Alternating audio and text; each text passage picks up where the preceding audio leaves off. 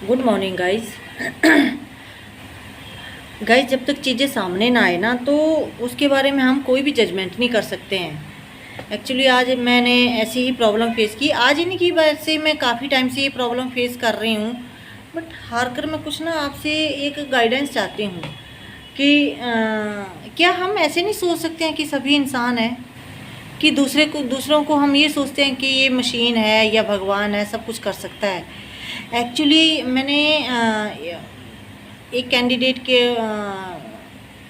से पेमेंट लेनी थी कुछ, तो 3-4 महीने, अब 4 महीने का टाइम तो काफ़ी होता है देने के लिए। ऐसा तो है नहीं, वैसे तो हमारा ये बनता है कि हमने नेक्स्ट मंथ अपनी पेमेंट लेनी है। लेकिन अगर बीइंग अ ह्यूमन मैंने आपको इतना टाइम दिया है, 4 महीने बहुत होते हैं, तो 4 महीने बाद अगर आप मेरे को ये कंप्लेन करोगे कि आपने मुझे अच्छी कंपनी भेजा ही नहीं, आपने सबसे बेकार और घटिया कंपनी में मुझे भेजा है, तो आपको कैसा लगेगा? गुस्सा आएगा नहीं? ऑब्वियस है गुस्सा आएगा, है ना। यार, आप मेरे को 4 महीने बाद बता रहे हो, कौन सा तुक बनता है ये कि 4 महीने बाद मैं आपकी ये बात सुनूंगी? मुझे तो उस टाइम अपनी पेमेंट चाहिए ना। आप मुझे 5 दिन में, 10 दिन में, यार 15 दिन में मेरे को बता दो ना, तो मैं आपके लिए कुछ करूं। लेकिन 4 महीने बाद बताओगे तो मैंने कुछ नहीं करना है, सिर्फ आपसे अपनी पेमेंट लेनी है। सेकंड, एक कैंडिडेट ऐसा है जिसकी रिक्रूटमेंट की, तो हमारा तो मन करता है जी जान से काम करने का, लेकिन कुछ पता क्या, वो बोलते हैं ना कि एक मछली पूरे तालाब को गंदा करती है। तो कुछ लोग होते हैं जिनको ना शुरू से निकम्मेपन की आदत बनी होती है, शायद से वो काम नहीं करना चाहते हैं, वो बस घूमने फिरने ऐश करने आते हैं, दूसरों को परेशान करने के लिए आते हैं, मार्केट में घूमना फिरना, निकल जाना। एक्चुअली एक मतलब कुछ ऐसे ऐसे कैंडिडेट आ जाते हैं ना कि बताएं क्या। एमएससी फ्रेशर एक कैंडिडेट आए मेरे पास, तो बोले जी मुझे मोरपिन में लगवा दो आप, कंपनी का नाम है मोरपिन में। मैं क्या, देखिए मोरपिन में अभी है नहीं रिक्वायरमेंट, जब भी होगी तो देखा जाएगा, लेकिन अभी है नहीं। और उस टाइम ना कॉन्ट्रैक्ट बेस पे रखे जा रहे थे, तो रिक्वायरमेंट ख़त्म हो चुकी थी वहाँ की। तो जब नहीं है तो ज़बरदस्ती कहाँ धक्का मार दें, ऐसे ही मार दें। तो उसने क्या किया कि मैंने किसी और प्लांट में लगा दिया, वो भी एमएनसी ग्रुप है। जब वो वहाँ काम कर रहा है तो वहाँ जाते ही सैलरी का थोड़ा इशू रहता है कि चल फ्रेशर की जो भी लगी है, चलो बेले जाने से तो अच्छा है ना कि अपनी सैलरी तो लगी यार, अपना कुछ ले सकते हैं, हमारे पास कुछ तो होगा ना। पर नहीं, पहले दिन से वो कि रोना स्टार्ट कर दिया कि मैडम जी मैंने नहीं करनी है, ये कंपनी अच्छी नहीं है। रोज़ बिना नागा से तीसरे चौथे दिन कॉल कर देनी।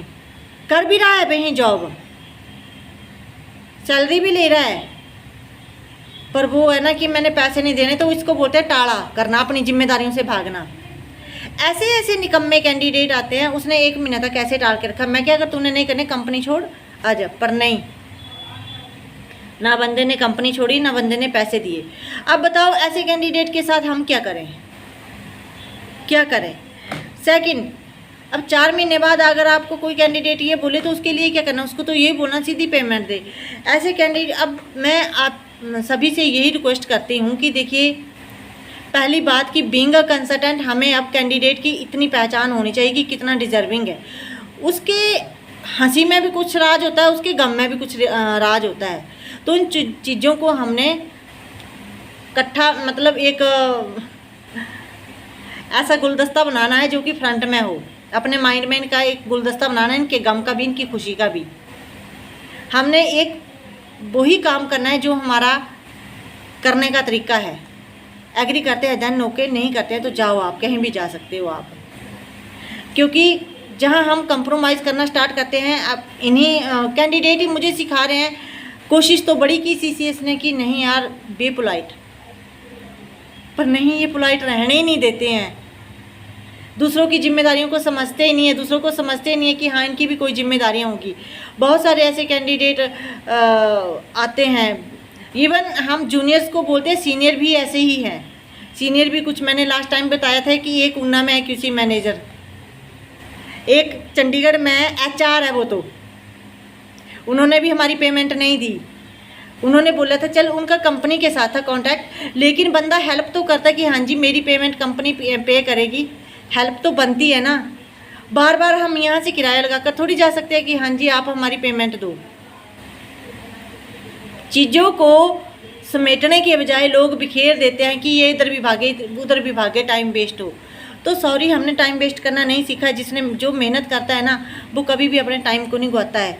कोई बात नहीं, क्योंकि मैंने कुछ और नहीं सीखा है अपनी लाइफ में, लेकिन इतना ज़रूर सीखा है कि जिसके पास गुण होता है ना, उसके पास घूम फिर के दुनिया बह ही जाती है। मैं नहीं बोलती हूँ मेरे पास बहुत ज़्यादा गुण है, मैं मल्टी टैलेंटेड हूँ, पर एक भरोसा है मुझे अपने गॉड के ऊपर कि अगर मैंने गलत नहीं किया है ना, तो चीज़ें हमारे पास ही आएंगी दोबारा। लेकिन आने के लिए बड़ी हिम्मत जुटाना, बस, और कुछ नहीं मैं कहूँगी। क्योंकि पता क्या, बड़ी तकलीफ़ होती है सर, मेहनत करने के बाद आर्गूमेंट पे टाइम वेस्ट करना। जो टाइम वेस्ट होता है ना, वो बड़ी तकलीफ़ होती है। क्योंकि जो मेहनत करता है, टाइम की कीमत का उसी को पता होता है, कैसे चीज़ों को मैनेज करना है, कैसे एक कैंडिडेट का इंटरव्यू शेड्यूल बनाना है, कितनी कॉल्स कैंडिडेट को करनी है, कितनी कॉल्स एचआर को करनी है, कैसे उनको मैनेज करना है। अगर वहाँ गया है कंपनी में तो कितनी देर वो फ्री बैठा है, सर ये करिए। पता कि बहुत सारी चीज़ों को हम भी इरिटेट हो जाते हैं, लेकिन ये प्रॉब्लम उनके माइंड में नहीं जाती है। उस टाइम उनको अपनी प्रॉब्लम दिखती है, लेकिन हम क्या फेस कर रहे हैं, हमारी प्रॉब्लम नहीं फेस होगी, समझ आएगी। लेकिन मेरे पास इस चीज़ का कोई रिवर्ट नहीं है, लेकिन अपनी मेहनत का सच में बड़ी तकलीफ़ होती है सर कि जी आपने हमें बड़ी गलत कंपनी में भेज दिया 4 महीने बाद। जी मैंने इस कंपनी में करनी नहीं है, कर भी वही रहा है, लेकिन रोज़ का गाना ये मैंने इस कंपनी में करनी नहीं है। सैलरी भी ले रहा है, अपने लिए दाना पानी भी खरीद रहा है, अपना पेट पालन पोषण भी कर रहा है, लेकिन मैंने इस कंपनी में नहीं करनी है। ऐसे वो लोग होते हैं जिस थाली में खाते हैं उसी में छेद करते हैं। ये लोग कहीं डिज़र्व नहीं होते हैं। तो आज की डेट में मैं तो कंपनी वालों से भी यही रिक्वेस्ट करूँगी कि नॉन डिज़र्विंग कैंडिडेट को ना, फिर कभी कभी जो कंप्लेन करते हैं ना कि जी हमारा बंधुआ शोषण होता है, तो शायद मुझे लग रहा है, मैं तो सीख ही रही हूँ अभी, पर मुझे लग रहा है कि कंपनी वाले तो सुपर टैलेंटेड होते हैं फिर तो, क्योंकि वो रोज़ यही चीज़ें डील करते हैं, तो शायद उनको ये चीज़ें बड़ी अच्छे से समझ आ जाती हैं कि मैडम आप तो इनका पक्ष ले लेती हैं, लेकिन हमें पता होता है ना कि कैसे होते हैं, तो शायद वो ठीक है। क्योंकि हम कोशिश तो करते हैं कि सर ऐसे नहीं, ये प्रॉब्लम है, देख लो आप। कंपनी भी साथ देती है। अभी एक कैंडिडेट को रिक्रूट किया कहीं जलंधर में, तो वो छुट्टी लेकर गया, उसके पता नहीं दादाजी एक्सपायर हो गए। कोई बात नहीं, पर्सनल इशू में देखो, इसमें तो हर कोई साथ देता है, अच्छा भी देगा बुरा भी देगा। कंपनी ने भी दिल से साथ दिया। अब पता नहीं क्या प्रॉब्लम होगी बेचारे की। अब जो बिंग पोता होने के नाते उसने 13 दिन, जो कर्म के बाद ही आना था, कर्म के बाद मेरे को कॉल आई कंपनी से कि मैडम वो कैंडिडेट नहीं है। फिर मैंने कंफर्म किया, मैं कि बेटा क्या बात है, तो कैंडिडेट बोले कि मैडम मेरे पापा जी ये सदमा सहन नहीं कर पाए, तो उसके पापा भी एक्सपायर हो गए। सो सॉरी, मुझे भी सुन के थोड़ा सा मतलब एक क्या तकलीफ़ होती है यार। पेरेंट्स ही होते हैं, उनकी जगह तो कोई नहीं ले सकता। तो मैं क्या सर ऐसे ऐसे बात है, बोले कोई बात नहीं, अगले 13 दिन 1 महीने का टाइम हो गया। पर देखिए, जितनी इंसान की लिमिट होती है ना, वो उतना ही किसी को टाइम दे पाएगा, उतना ही किसी को माफ़ कर पाएगा।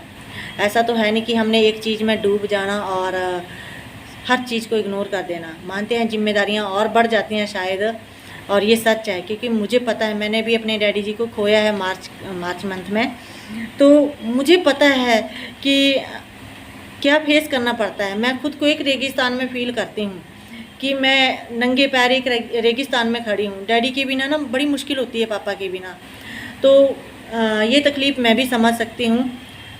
पर अगर 1.5 महीने बाद आपको फिर से कॉल जा रही है और आप रिवर्ट नहीं कर रहे हो, तो आपकी परफॉर्मेंस क्या जाएगी? 0। ज़्यादा घुमाने के बजाय मैं सिर्फ सिंपल शब्दों में यही कहेंगे कि आप 0 लेवल पर हो। फिर कंडीशन चाहे जो मर्जी हो, लेकिन रिवर्ट देना बनता है। अगर आपसे कोई क्वेश्चन कर रहा है तो उसका रिवर्ट देना बनता है, चाहे कुछ भी है, हर कंडीशन में बनता है। जब तक चीज़ों का पता नहीं लगेगा, तब तक कोई भी आपके लिए खड़ा नहीं होगा हेल्प के लिए। तो बिना किसी रीज़न के हेल्प की रिक्वायरमेंट या होप मत रखना। बाकी चीज़ें देखते हैं अगले ब्लॉग में मैं क्या है, लेकिन आज का एक्सपीरियंस यही था जो कि मुझे सच में बहुत बहुत बुरा लगा कि ऐसे ऐसे कैंडिडेट होते हैं। तो ऐसे कैंडिडेट के लिए तो मैं मेरे से बेटर तरीके से तो कंपनी वाले जानते हैं फिर, क्योंकि वो डेली इन्हीं चीज़ों को डील करते हैं। वो अब उनको पता होता है कि कैंडिडेट कितने डिज़र्विंग होते हैं। 2 टाइप के होते हैं जो कि अपनी जिम्मेदारी को, मैंने देखा नाम नहीं मैं बताऊंगी, मेरे ब्रदर हैं, एक कज़न ब्रदर हैं, तो वो भी बीटेक हैं, वेल क्वालिफाइड हैं और अच्छी कंपनी में जॉब कर रहे हैं। पर पता नहीं क्या हुआ, एकदम से ना उनकी कंपनी में आग लग गई। तो मैंने बोला कि भाई तूने चेंज करनी है। बोले यार इस टाइम ना इस कंपनी को मेरी ज़रूरत है, इस कंपनी को इस टाइम मेरी ज़रूरत है। अगर ऐसे टाइम पे मैं छोड़ूंगा ना तो मेरे से बड़ा मतलब ही कोई नहीं है। ये होते हैं संस्कार, ये होती है फीलिंग्स, अपने साथ 10 लोगों को और लेकर चलना। यार ऐसे बंदे के लिए कंपनी डबल नहीं ट्रिपल करेगी आने वाले टाइम में, क्यों नहीं करेगी। लेकिन बहुत सारे ऐसे कैंडिडेट चले गए, यार इसमें तो आग लगी, अब ये क्या देगी हमें कमा कर, ऐसे चले गए। वो रह गए कंपनियाँ ही बदलते, इसमें ये कमी है उसमें वो रह गए कमियाँ ही निकालते। लेकिन हमेशा याद रखना, जिसके लिए आप दुख के टाइम खड़े होंगे ना, वो आपके भी ऐसे टाइम पे खड़ा होगा जिस टाइम आपके लिए दुनिया में कोई नहीं होगा। हमेशा याद रखना, एक तिनका भी काम आता है, लेकिन आपको पता है कि चीज़ों की वैल्यू तभी बढ़ती है, ऐसे तो किसी भी चीज़ की वैल्यू नहीं होती है। सुबह मॉर्निंग में जो स्कूल की घंटी बजती है सबसे बुरी लगती है वो, कि हाय यार स्कूल क्लासेस लगने वाली हैं। लेकिन जब छुट्टी के टाइम बजती है ना तो बड़ी अच्छी लगती है कि छुट्टी हो गई। टाइम के अकॉर्डिंग चीज़ों की वैल्यू होती है, ऐसे नहीं होती है। तो ह्यूमन नेचर ऐसा ही होना चाहिए। मैं खुद को तो नहीं बोलूँगी, लेकिन मेरे ब्रदर के लिए, जो मेरा कज़न ब्रदर है, उसके लिए तो दिल से सल्यूट है कि उसने ये शब्द मेरे लिए कहे थे। और सच में ये शब्द बहुत काम के हैं कि दीदी मैंने फ़िलहाल इसी कंपनी में करना है, इस कंपनी को अभी मेरी ज़रूरत है। टाइम स्पेंड कर रहा है, अच्छे कर रहा है और ग्रो कर रहा है, हैप्पी भी है। ऐसे कैंडिडेट को ना कंपनी आसानी से जाने नहीं देती है, जो दुख के टाइम अपने उसके साथ खड़ा हो। तो याद रखना चीज़ों को, ह्यूमैनिटी लेकर चलना। अदरवाइज़ वो बोलते हैं ना कि रोना भी बचपन में ही अच्छा लगता है, बड़े होकर अगर रोएंगे ना तो 10 लोग तमाशा भी बनाएंगे, 10 लोग सिंपैथी भी दिखाएंगे। सिंपैथी लेते रहना, तमाशा बनते रहना। अदरवाइज़ अकेले रोओगे तो कोना भी नहीं मिलेगा, जगह ढूंढनी पड़ती है रोने के लिए, क्योंकि ये नॉर्मल लोगों का एक्सपीरियंस है। और मैं मिडिल फैमिली से बिलोंग करती हूँ, तो शायद मुझे बहुत अच्छा एक्सपीरियंस है इन चीज़ों का। बाकी आप जानो। Thank you.